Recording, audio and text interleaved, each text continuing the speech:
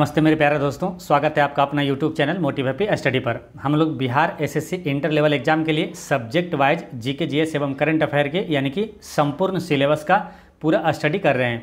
तो आज हम लोग पॉलिटी का क्लास 3 वीडियो देखेंगे और जो लोग पीछे का वीडियो नहीं देखें वो प्ले लिस्ट में जाकर जरूर देख लीजिएगा। तो चलिए शुरू करते हैं। पहला क्वेश्चन है कि मौलिक कर्तव्य भारत के संविधान के किस अनुच्छेद में निहित है। तो मौलिक कर्तव्य किस अनुच्छेद में है? तो अनुच्छेद 51 के ए में है। इसका करेक्ट आंसर हो गया ऑप्शन नंबर 2 इसका करेक्ट आंसर है। यानी कि मौलिक कर्तव्य किस भाग में अगर पूछे तो मौलिक कर्तव्य है भाग 4 के ए में है ना। मौलिक कर्तव्य भाग 4 के ए में है और अनुच्छेद 51 का ए में है। ठीक है, और ये कहाँ से लिया गया है? तो मौलिक कर्तव्य रूस के संविधान से लिया गया है। ठीक है, यहाँ से कई अति महत्वपूर्ण प्रश्न पूछा जाता है तो सभी यहाँ पर देखेंगे। जैसे किस संविधान संशोधन के तहत मौलिक कर्तव्य भारत के संविधान में जोड़ा गया था? तो 42वां संविधान संशोधन के तहत 1976 में मौलिक कर्तव्य को जोड़ा गया था। ये क्वेश्चन ये भी आता है कि किस समिति के अनुशंसा पर मौलिक कर्तव्य जोड़ा गया था? तो स्वर्ण सिंह समिति के अनुशंसा पर मौलिक कर्तव्य जोड़ा गया था। और 1976 में जब मौलिक कर्तव्य जोड़ा गया था तो उस समय 10 मौलिक कर्तव्य था। ठीक है, लेकिन वर्तमान में कितना है? वर्तमान में 11 मौलिक कर्तव्य है। तो 11वां मौलिक कर्तव्य कौन है और कब जोड़ा गया? तो ये सारी चीज़ें याद रखना है। तो 11वां मौलिक कर्तव्य जो है वो 86वां संविधान संशोधन के तहत 2002 में जोड़ा गया था। ठीक है, और 11वां मौलिक कर्तव्य क्या है वो भी याद रखना है आपको। 11वां मौलिक कर्तव्य है जो कि 6 से 14 वर्ष तक के बच्चों को शिक्षा का अवसर प्रदान करना। ये 11वां मौलिक कर्तव्य है जो कि शिक्षा का अधिकार है। ठीक है, और शिक्षा का अधिकार जो है ये 86वां संविधान संशोधन 2002 में और किस अनुच्छेद में जोड़ा गया है? तो अनुच्छेद 21 ए में इसे रखा गया है। ठीक है, तो ये ध्यान रखना है।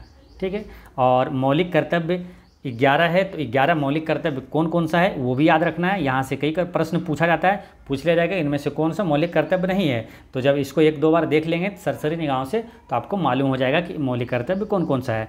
तो आपके लिए 11 मौलिक कर्तव्य यहाँ पर लाए हैं, उसको आप देख लीजिए। ठीक है, देखिए पहला है कि संविधान का पालन करें, राष्ट्रीय ध्वज एवं राष्ट्रगान का सम्मान करें, ये मौलिक कर्तव्य है। स्वतंत्रता संग्राम के आदर्शों का पालन करें। तीसरा है भारत की संप्रभुता और अखंडता की रक्षा करना। फिर देश की रक्षा करें, आह्वान किए जाने पर राष्ट्रीय सेवाएं प्रदान करें। फिर सामान्य भाईचारे की भावना का विकास करना। ठीक है, ये सब ध्यान रखना है। सामान्य भाईचारे की भावना का विकास करना मतलब अधिकतर इसमें एक चीज़ देखिएगा सारे पॉजिटिव चीज़ें हैं और भाईचारा और प्रेम जैसा है और एक रक्षा करना है, मतलब सारे पॉजिटिव चीज़ें हैं। तो ये मोटा मोटी ध्यान रखते हैं। तो आपको क्या है कि अगर ऑप्शन में कभी रहता है तो नेगेटिव चीज़ें रहता है ऑप्शन में, तो आप वहाँ से भी थोड़ा सा हिंट करके वहाँ आंसर अच्छे से लगा सकते हैं। फिर देश की समग्र संस्कृति को संरक्षित रखें, ये भी मौलिक कर्तव्य है। प्राकृतिक पर्यावरण को संरक्षित रखें, तो ये भी मौलिक कर्तव्य है। वैज्ञानिक दृष्टिकोण और मानवता का विकास करें। फिर है सार्वजनिक संपत्ति की सुरक्षा करें और हिंसा से बचें। फिर है जीवन के सभी क्षेत्रों में उत्कृष्टता के लिए प्रयास करें। और 11वां मौलिक कर्तव्य जो कि 86वां संविधान संशोधन के तहत 2002 में जोड़ा गया था वो है क्या? सभी माता पिता या तो अभिभावकों का ये कर्तव्य है कि 6 से 14 वर्ष तक के आयु के बच्चों को स्कूल भेजें, यानी शिक्षा का अवसर प्रदान करना। ठीक है, तो ये सारी चीज़ें मौलिक कर्तव्य है, तो ये याद रखना है। एक बार फिर समझ लीजिए, देखिए बार बार रिवीजन करना है ताकि आपको आसानी से याद हो जाए। ठीक है, मौलिक कर्तव्य है 11, वो है संविधान का पालन करें, राष्ट्रीय ध्वज एवं राष्ट्रगान का सम्मान करें, स्वतंत्रता संग्राम के आदर्शों का पालन करें और भारत की संप्रभुता अखंडता की रक्षा करना, देश की रक्षा करें, आह्वान किए जाने पर राष्ट्रीय सेवाएं प्रदान करें, सामान्य भाईचारे की भावना का विकास करना, देश की समग्र संस्कृति को संरक्षित रखें, प्राकृतिक पर्यावरण को संरक्षित रखें, वैज्ञानिक दृष्टिकोण और मानवता का विकास करें। ठीक है, वैज्ञानिक दृष्टिकोण को विकास करना और मानवता का भी विकास करना। सार्वजनिक संपत्ति की सुरक्षा करें और हिंसा से बचें। जो सार्वजनिक संपत्ति होता है, जैसे सरकारी कोई भी मोनूमेंट है या तो स्थल है, उसकी सुरक्षा करना हम लोग का मौलिक कर्तव्य है। और जीवन के सभी क्षेत्रों में उत्कृष्टता के लिए प्रयास करें और 6 से 14 वर्ष तक के बच्चों को शिक्षा का अवसर प्रदान करना, ये 11 मौलिक कर्तव्य है। ठीक है, तो ये ध्यान रखना है सभी। नेक्स्ट है कि सार्वजनिक संपत्ति की रक्षा करना और हिंसा का त्यागना ये भारत के संविधान में एक है। तो अब देखिए ये क्या है, ये ऑप्शन से ही आप देख लीजिएगा और आइडिया आ जाएगा कि ये क्या है, एक मौलिक कर्तव्य है। अभी तुरंत पढ़े ना हम लोग कि संपत्ति की रक्षा करना है। देखिए यहाँ पर है सार्वजनिक संपत्ति की सुरक्षा करना और हिंसा से बचें, ठीक है। तो ये क्या है, मौलिक कर्तव्य है। यही प्रश्न पूछा गया है कि सार्वजनिक संपत्ति की रक्षा करना और हिंसा को त्यागना तो भारतीय संविधान में क्या है, एक मौलिक कर्तव्य है। तो आंसर क्या हो गया, ऑप्शन नंबर 1 हो गया, ठीक है। बाकी देखिए मौलिक कर्तव्य के बारे में अब डिटेल में इस वीडियो में भी बताएं और पीछे भी आपको वीडियो में बताया हुआ, ठीक है। तो मौलिक कर्तव्य के बारे में अब जो क्वेश्चन आएगा वहाँ से स्पीड में निकलते जाएंगे हम लोग, ठीक है। बाकी मौलिक कर्तव्य आपको बता दिए। मौलिक कर्तव्य जो है आपको सब चीज़ बता दिए हैं ना, ये है मौलिक कर्तव्य है। और देखिए मौलिक कर्तव्य भाग 4 के ए में है, ठीक है। एक बार फिर बताते हैं, 51 का ये अनुच्छेद में है और ये रूस के संविधान से लिया गया है, ठीक है। अब यहाँ पर है ऑप्शन में मौलिक अधिकार। मौलिक अधिकार किस भाग में, तो भाग 3 में है और अनुच्छेद 12 से 35 तक है मौलिक अधिकार, और ये अमेरिका से लिया गया, ठीक है। ये ध्यान रखना, मौलिक अधिकार जो है ये अमेरिका से लिया गया। राज्य के नीति निर्देशक सिद्धांत ये किस भाग में है, तो ये है DPSP यानी directive principle of state policy, इसी को बोला जाता है राज्य के नीति निर्देशक सिद्धांत। तो DPSP है भाग 4 में, ठीक है। देखिए भाग 4 में है DPSP।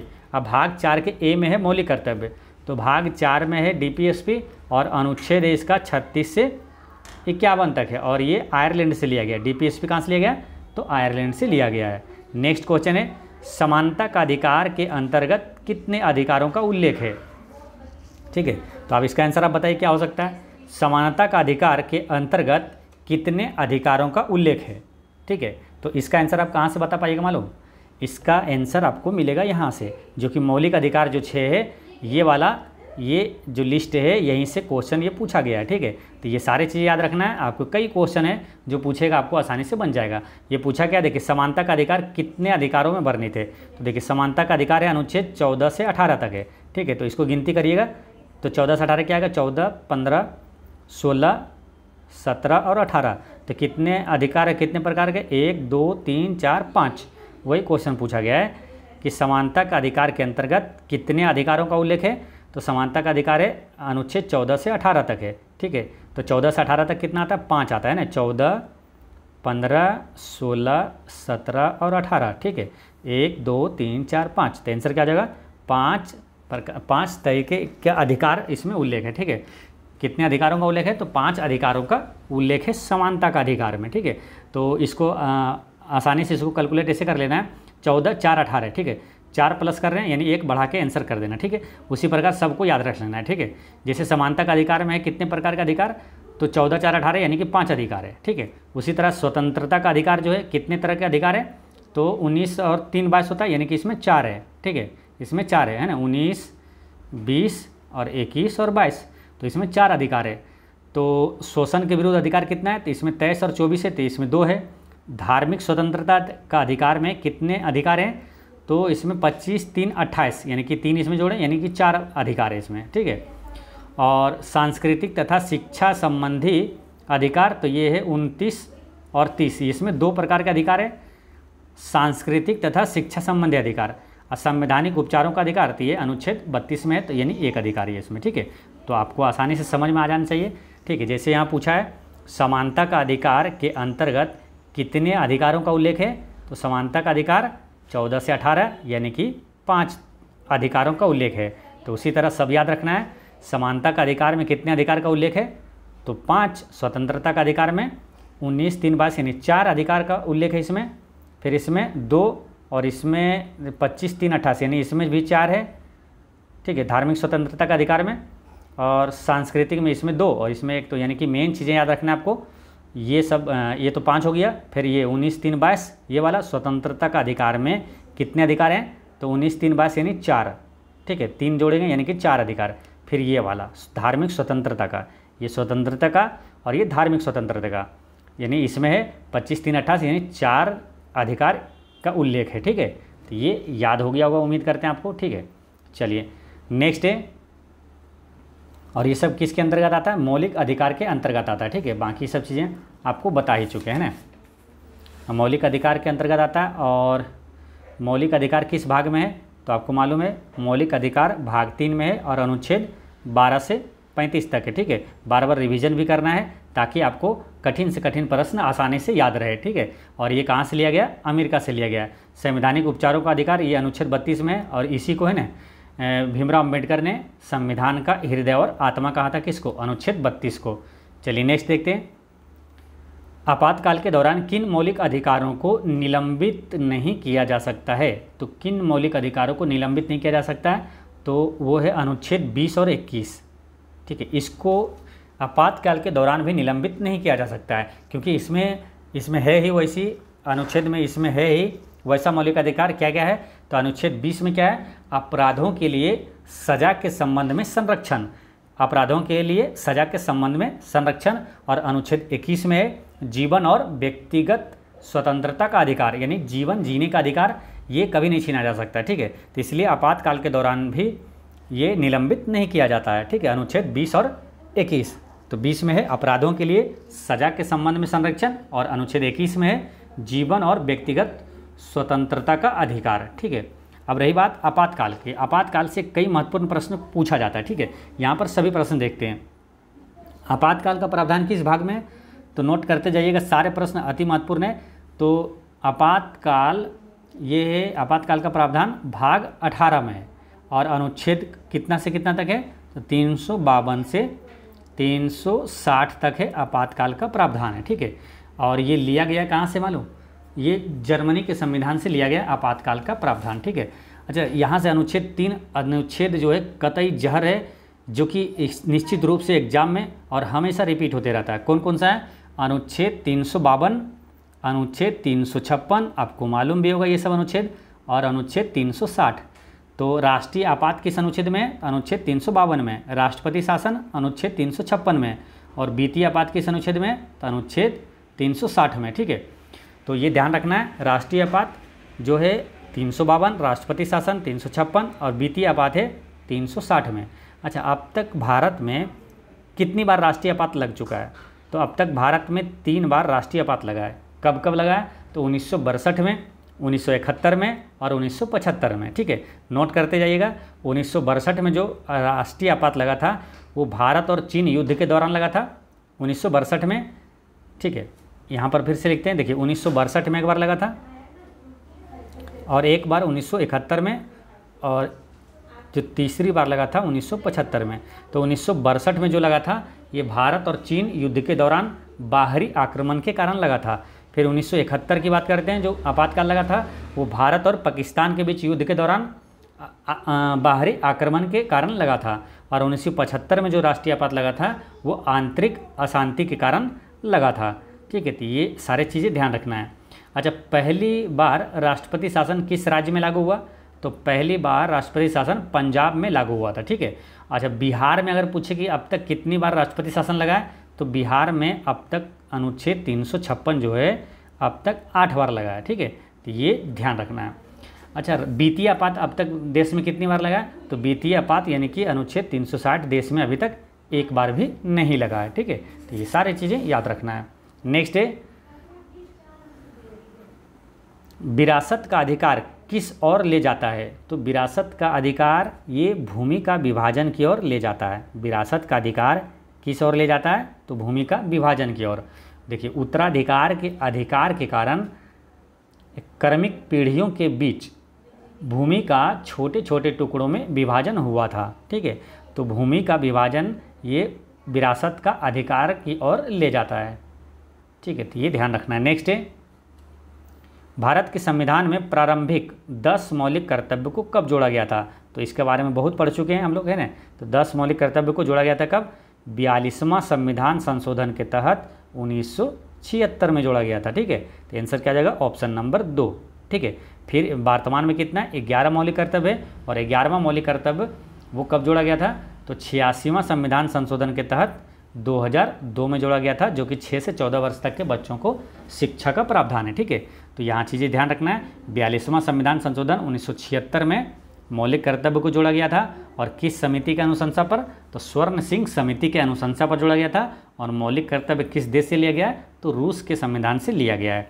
नेक्स्ट है मौलिक कर्तव्यों की कौन सी उपधारा स्वतंत्रता के लिए हमारे राष्ट्रीय संघर्ष को प्रेरित करने वाले उच्च आदर्शों को हृदय में संजोए रखें और उनका पालन करें के बारे में बात करती है। क्वेश्चन एक बार फिर समझिए, मौलिक कर्तव्यों की कौन सी उपधारा स्वतंत्रता के लिए हमारे राष्ट्रीय संघर्ष को प्रेरित करने वाले उच्च आदर्शों को हृदय में संजोए रखें और उनका पालन करें के बारे में बात करता है। तो वो कौन सा उपधारा है? तो ये है उपधारा बी है। इसका करेक्ट आंसर है ऑप्शन नंबर 1 उपधारा बी, यानी कि जो मौलिक कर्तव्य किस अनुच्छेद में? अनुच्छेद 51 के को में है। ठीक है, तो अनुच्छेद 51 के को के उपधारा बी यानी कि खो लिख सकते हैं यहाँ। ठीक है, बी यानी कि उपधारा, या तो ऐसे भी लिख सकते हैं अनुच्छेद 51 का ए के उपधारा बी में है ये। ठीक है, क्या है कि यह कि हमारे राष्ट्रीय संघर्ष को प्रेरित करने वाले उच्च आदर्शों को हृदय में संजोए रखें और उनका पालन करें। तो ये दिया हुआ अनुच्छेद 51 के बी में, यानी कि उपधारा बी में ये दिया हुआ। ठीक है, तो ये चीज़ें ये याद रखना है इसको। नेक्स्ट है, भारत में नागरिकता अधिनियम किस वर्ष पारित हुआ था? तो नागरिकता अधिनियम ये किस वर्ष पारित हुआ था? तो ये हुआ था 1955 में। नागरिकता अधिनियम पारित हुआ था 1955 में। 1955 में और क्या हुआ था? तो एसबीआई की स्थापना कब हुआ था? तो एसबीआई को यानी कि स्टेट बैंक ऑफ इंडिया के रूप में स्थापना हुआ था 1955 में। पहले इसका नाम था इंपीरियल बैंक ऑफ इंडिया। तो इंपीरियल बैंक ऑफ इंडिया का नाम बदलकर क्या रखा गया? स्टेट बैंक ऑफ इंडिया, और एसबीआई की स्थापना हुआ था 1955 में ही। और भारतीय में नागरिकता अधिनियम भी पारित हुआ था 1955 में ही। ठीक है, और नागरिकता किस भाग में है? तो नागरिकता है भाग 2 में है और अनुच्छेद 5 से 11 तक है। और नागरिकता कहाँ से लिया गया है? ये ब्रिटेन से लिया गया है। ठीक है, तो ये ध्यान रखना है। अच्छा, नागरिकता प्राप्त करने के कितने तरीके हैं? तो भारतीय नागरिकता प्राप्त करने के 5 तरीके हैं। ठीक है, वो 5 तरीकों को भी आपको ध्यान में रखना है। कौन कौन सा है? तो देखिए, भारतीय नागरिकता 5 तरीकों से प्राप्त की जा सकती है। वो कौन कौन सा है? जन्म से प्राप्त किया जा सकता है ना, जन्म से नागरिकता आपको मिल सकती है। वंश द्वारा नागरिकता, पंजीकरण द्वारा नागरिकता और प्राकृतिककरण द्वारा नागरिकता। प्राकृतिककरण द्वारा नागरिकता का मतलब होता है नियमानुसार, जो भारत का जो नियम है, कानून है, जैसे कि भारत में लगातार आप 11 वर्षों तक रहते हैं तो आपको भारतीय नागरिकता मिल जाती है। तो जो नियम है उसका जो क्राइटेरिया है, तो वो क्राइटेरिया के अनुसार जो वही कहलाता है प्राकृतिककरण द्वारा नागरिकता। फिर क्षेत्र को शामिल करके नागरिकता, यानी कि अगर कोई हिस्सा अगर भारत में मिला लिया जाता है, ठीक है, तो भारत में मिला जाता है तो इसको भारत की नागरिकता मिल जाएगी। ठीक है, तो ये होता है क्षेत्र को शामिल करने की नागरिकता। ठीक है, तो 5 तरीके से प्राप्त किया जा सकता है। तो डायरेक्ट क्वेश्चन ये से ही पूछा जाता है कि भारतीय नागरिकता कितने तरीके से प्राप्त किया जा सकता है? तो 5 तरीके से प्राप्त किया जा सकता है। ठीक है, जन्म से नागरिकता, वंश द्वारा, पंजीकरण द्वारा, प्राकृतिककरण द्वारा और क्षेत्र को शामिल करके प्राप्त किया जा सकता है। नेक्स्ट है, मार्च 2022 तक उपलब्ध जानकारी के अनुसार भारतीय संविधान में भारतीय नागरिकों के कितने मौलिक कर्तव्य हैं? तो ये पढ़ चुके हम लोग। कितना मौलिक कर्तव्य वर्तमान में? 11 मौलिक कर्तव्य। ठीक है, तो ये समझिए एक प्रकार से रिवीजन हो रहा है। ये क्वेश्चन बार बार रिपीट हुआ है, काफ़ी महत्वपूर्ण क्वेश्चन है। ठीक है, जो फिर आगे चलते हैं इसके बारे में हम लोग पढ़ चुके हैं ज़्यादातर। ठीक है, शिक्षा के अधिकार को भारतीय संविधान में वर्ष देश में एक मौलिक अधिकार के रूप में जोड़ा गया था। तो शिक्षा का अधिकार को जोड़ा गया था कब? तो 86वां संविधान संशोधन 2002 में ही जोड़ा गया था। ठीक है, और इसको मौलिक अधिकार के रूप में इसे जोड़ा गया था। तो इसका आंसर हो जाएगा ऑप्शन नंबर 3, 2002 में जोड़ा गया था। ठीक है, और किस अनुच्छेद में रखा गया इसको, शिक्षा का अधिकार को? तो अनुच्छेद 21 के ए में है। ठीक है, और इसमें क्या प्रावधान है? 6 से 14 वर्ष तक के बच्चों को मुफ्त और अनिवार्य शिक्षा का प्रावधान है। तो कभी एक क्वेश्चन ये भी पूछ लिया जाता है कि जो अनुच्छेद 21 ए में है, या तो शिक्षा के अधिकार के अंतर्गत कितने वर्ष तक के बच्चों को मुफ्त और अनिवार्य शिक्षा का प्रावधान है? तो 6 से 14 वर्ष तक के बच्चों को मुफ्त और अनिवार्य शिक्षा का प्रावधान है। नेक्स्ट है, 86वां संविधान संशोधन जो कि 11वां मौलिक कर्तव्य जोड़ा गया है, किस वर्ष अधिनियमित किया गया? तो ये कब हुआ था? 86वां संविधान संशोधन ये 2002 में हुआ था। तो इसका आंसर क्या हो जाएगा? ऑप्शन नंबर 4 इसका करेक्ट आंसर है, ऑप्शन नंबर 4 है। ठीक है, नेक्स्ट क्वेश्चन है, निम्नलिखित में से कौन सा भारतीय संविधान में उल्लिखित मौलिक कर्तव्य है?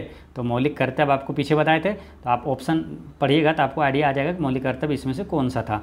देखिए, प्रारंभिक बचपन की देखभाल और शिक्षा करना, ये नहीं था, ठीक है। फिर गाय, बछड़े तथा अन्य दुधारू पशुओं के वध पर रोकना, ये भी मौलिक कर्तव्य में नहीं था। कलात्मक या ऐतिहासिक महत्व के प्रत्येक स्मारक या स्थान की रक्षा करना, तो कलात्मक या ऐतिहासिक महत्व के प्रत्येक स्मारक या स्थान की रक्षा करना, तो ये भी नहीं था, ठीक है। कलात्मक यहाँ दे दिया तो ये नहीं था। और फिर 6 से 14 वर्ष तक की आयु के अपने बच्चों को शिक्षा के अवसर का प्रदान करना, ये माता पिता या अभिभावक का कर्तव्य होगा, तो ये मौलिक कर्तव्य है ना। ये जो 11वां मौलिक कर्तव्य था यही था। ऑप्शन नंबर 4 इसका करेक्ट आंसर हो गया। नेक्स्ट है कि ऐसे अपराध जिनके लिए पुलिस न्यायालय के आदेश के बिना किसी व्यक्ति को गिरफ्तार कर सकती है, उसे डैश कहते हैं। तो कौन सा अपराध है, क्या कहा जाता है उस अपराध को जिसको ना बिना आदेश के, ना न्यायालय के बिना वारंटी के आपको गिरफ्तार किया जा सकता है? वो होता है संगीन अपराध, है ना, संज्ञेय अपराध। ऑप्शन नंबर 1 इसका करेक्ट आंसर है। संज्ञेय अपराध है ना, कॉग्निजेबल ऑफेंसेस, यानी संज्ञेय अपराध उसे कहा जाता है। संज्ञेय अपराध में कौन कौन सा आता है? जैसे कि हत्या, बलात्कार, चोरी, अपहरण, दहेज हत्या, ये सभी संज्ञेय अपराध में आता है, ठीक है। तो संज्ञेय अपराध कभी नहीं करना है। नेक्स्ट है, भारतीय संविधान के निम्नलिखित में से किस अनुच्छेद में मौलिक कर्तव्य भारत की संप्रभुता, एकता और अखंडता का उल्लेख है? तो इसका आंसर क्या होगा? ऑप्शन काफ़ी क्लोजली है, याद करने के बाद भी आगे भूल जाइएगा, ठीक है। देखिए, अनुच्छेद 51A का बी, या तो अनुच्छेद 51 का ए का ई, या तो अनुच्छेद 51 का ए का सी, या तो अनुच्छेद 51 का ए का डी। तो किस में है, किस अनुच्छेद में मौलिक कर्तव्य भारत की संप्रभुता, एकता और अखंडता का उल्लेख है? तो इसका आंसर क्या है? ऑप्शन नंबर 3 है, ऑप्शन नंबर 3। अब इसको याद कैसे रखना है ताकि आप कभी भूले नहीं? तो देखिए, इसमें क्या है, किस अनुच्छेद में बोला है कि मौलिक कर्तव्य भारत की संप्रभुता, एकता और अखंडता, 3 शब्द है, ठीक है। संप्रभुता, एकता और अखंडता का उल्लेख है, तो 3 शब्द है। तो ABCD में तीसरे नंबर पर कौन आता है? तो ABCD में तीसरे नंबर पर आता है सी, है ना, ABC तीसरे नंबर पर। देखिए, 3 शब्द है तो वहीं से रिलेट कर लेना, संप्रभुता, एकता और अखंडता, 3 शब्द है, तो तीसरे नंबर पर आएगा सी, यानी कि आंसर क्या हो जाएगा? ऑप्शन नंबर 3 हो जाएगा, 51 का ए का सी वाला, ठीक है। तो ऐसे ध्यान रखना है इसको। नेक्स्ट है, राष्ट्रीय ध्वज और राष्ट्रगान का सम्मान प्रत्येक भारतीय नागरिक का क्या होगा? तो दिमाग में आ गया होगा तुरंत आपको कि राष्ट्रीय ध्वज और राष्ट्रगान का सम्मान प्रत्येक भारतीय नागरिक का क्या होगा?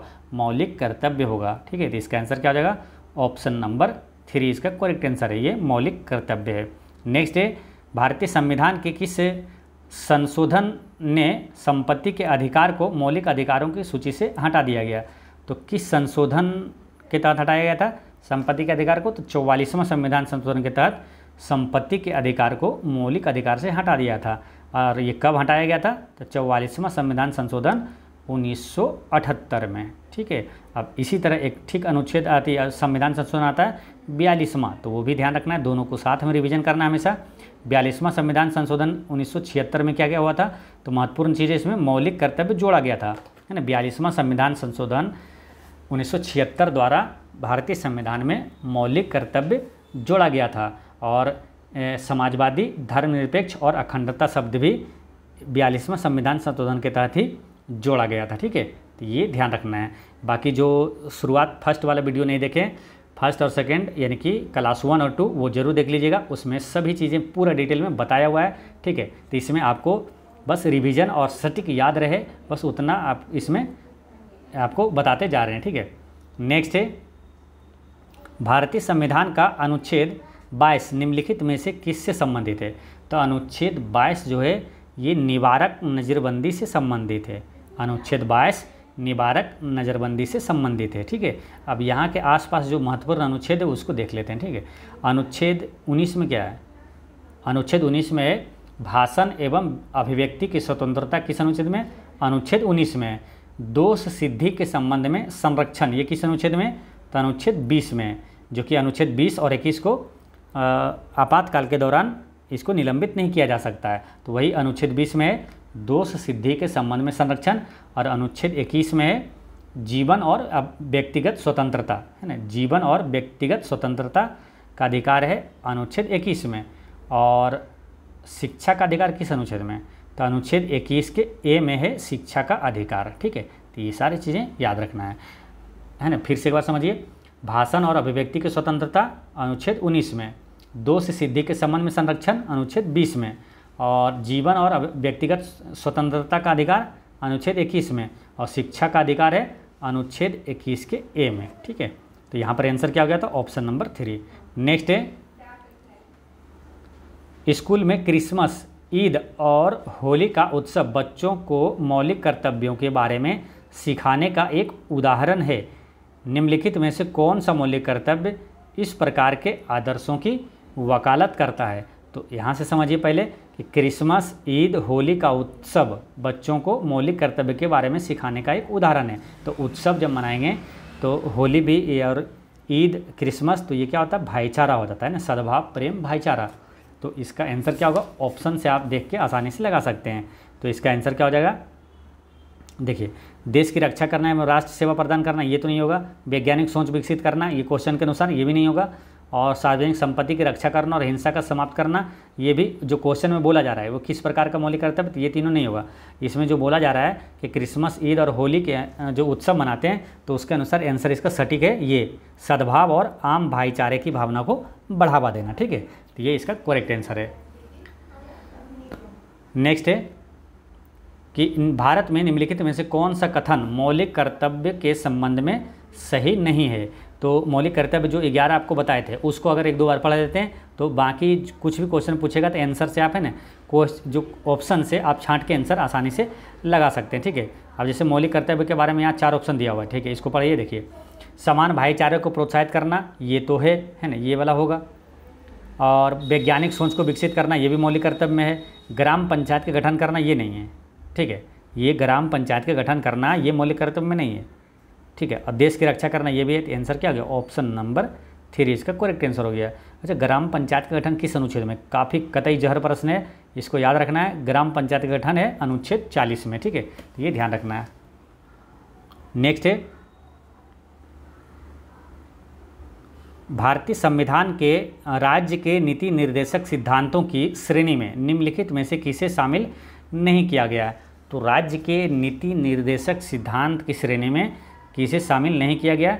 तो उदारवादी को शामिल किया गया है, नेहरूवादी ये नहीं है। ठीक है, बाकी समाजवादी और गांधीवादी को शामिल किया गया है। तो इसका आंसर क्या हो जाएगा? ऑप्शन नंबर 2 ये नहीं है। नेक्स्ट है कि निम्नलिखित में से कौन सा महात्मा गांधी के आदर्शों पर आधारित निदेशक सिद्धांत नहीं है? तो महात्मा गांधी के आदर्शों पर जो आधारित है वो कौन नहीं है? तो शहरी क्षेत्रों में औद्योगिकरण को बढ़ावा देना, यही नहीं है। ठीक है, यही गलत है, क्योंकि गांधी जी शहरी क्षेत्रों में नहीं, ज़्यादातर फोकस किस में किए थे? जो ग्रामीण है ना, जैसे ये ग्रामीण क्षेत्रों में कुटीर उद्योग को बढ़ावा देना, इस पे ये गांधीवादी आदर्श है ये। ठीक है, फिर ग्राम पंचायतों का गठन, ये भी गांधीवादी सिद्धांत पर ही आधारित है। स्वास्थ्य के लिए हानिकारक नशीले पेय और दवाओं पर रोक लगाना, ये भी गांधीवादी आदर्शों पर आधारित है। ठीक है, यानी कि स्वास्थ्य के लिए हानिकारक नशीले पेय और दवाओं पर रोक लगाना। ठीक है, और गांधी जी का जो देखिए राज्य के नीति निर्देशक सिद्धांत जो है उसमें गांधी जी के कुछ आदर्शवादी सिद्धांत था, जैसे कि इसको याद रखना है आपको, ग्राम पंचायतों गठन, स्वास्थ्य के लिए जो हानिकारक नशीले पेय पदार्थों पर प्रतिबंध, ग्रामीण कुटीर उद्योगों को बढ़ावा देना, और फिर था कमज़ोर वर्गों के लोगों के शैक्षिक और आर्थिक हितों को बढ़ावा देना, और फिर एक था कि गायों, बछड़ों या और दुधारू पशुओं के वध पर प्रतिबंध लगाना। तो ये सब गांधीवादी आदर्श में ये शामिल था। नेक्स्ट है 86वें संविधान संशोधन अधिनियम 2002 द्वारा निम्नलिखित में से कौन सा मौलिक कर्तव्य भारतीय संविधान में जोड़ा गया था? तो 86वां संविधान संशोधन अधिनियम 2002 द्वारा क्या जोड़ा गया था? तो वो जोड़ा गया था शिक्षा का अधिकार, है ना, 6 से 14 वर्ष तक के बच्चों को शिक्षा का अधिकार। तो देखते हैं कहाँ पर है ऑप्शन में। ऑप्शन नंबर 3 में 6 से 14 वर्ष की आयु के बीच के अपने बच्चे या स्थिति अनुसार प्रतिपाल्य को शिक्षा के अवसर प्रदान करना, तो यही जोड़ा गया था। तो ऑप्शन नंबर 3 इसका आंसर हो गया। ठीक है, नेक्स्ट है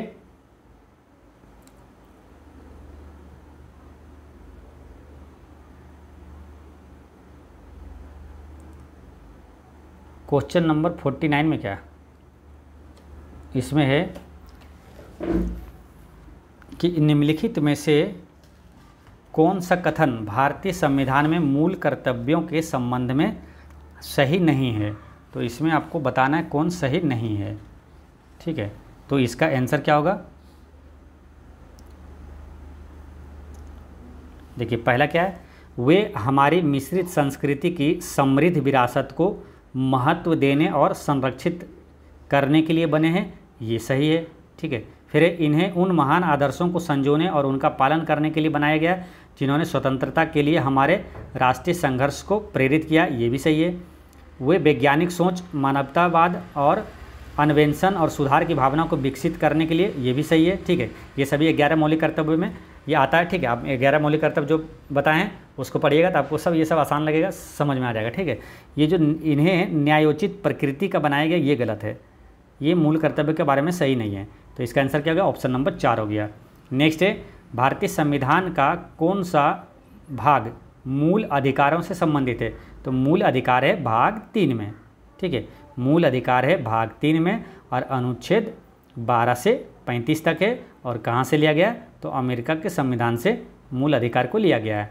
अब यहाँ से एक प्रश्न ये आता है कि भारतीय संविधान के किस भाग को भारत का मैग्ना कार्टा कहा जाता है? तो यही संविधान के भाग 3 को है ना भारत का मैग्ना कार्टा कहा जाता है। ठीक है, तो ये ध्यान रखना है। भाग 2 में क्या है? तो नागरिकता है। और भाग 5 में क्या है? तो संघ सरकार के कामकाज का प्रावधान है ना, संघ सरकार के कामकाज का प्रावधान भाग 5 में है। और भाग 4 में क्या है? तो भाग 4 में है DPSP है, यानी कि राज्य के नीति निर्देशक सिद्धांत। भाग 4 में अनुच्छेद 36 से 51 तक है। ठीक है, और यही भाग 4 का ए बोल दे तो उसमें है मौलिक कर्तव्य, और अनुच्छेद 51 का ए में है मौलिक कर्तव्य। ठीक है, भाग 4 के ए में और अनुच्छेद 51 के ए में है मौलिक कर्तव्य। ठीक है, तो दोस्तों आज की वीडियो इतना तक ही रहने देते हैं। और कल के वीडियो में मैंने आपसे एक क्वेश्चन पूछा था, वो क्वेश्चन क्या था? वो था कि भारत के तीनों सेनाओं का सर्वोच्च कमांडर कौन होता है? ठीक है, तो उसका आंसर क्या होगा? भारत के तीनों सेनाओं का सर्वोच्च कमांडर होता है, वो होता है कौन? राष्ट्रपति होता है। वर्तमान में कौन है? द्रौपदी मुर्मू है। ठीक है, तो ये ध्यान रखना है। और आज का क्वेश्चन है कि नीति आयोग की स्थापना कब हुआ था? ठीक है, इसका आंसर आप कमेंट में दीजिएगा, है ना, नीति आयोग की स्थापना कब हुआ था। और कोई भी डाउट हो तो कमेंट में पूछिएगा। और एक चीज़ हमेशा याद रखना है कि आपकी मुस्कान एक अनमोल खजाना है, इसे छोटी छोटी बातों में खोने ना दें। पढ़ते रहें, मुस्कुराते रहें। जय हिंद दोस्तों।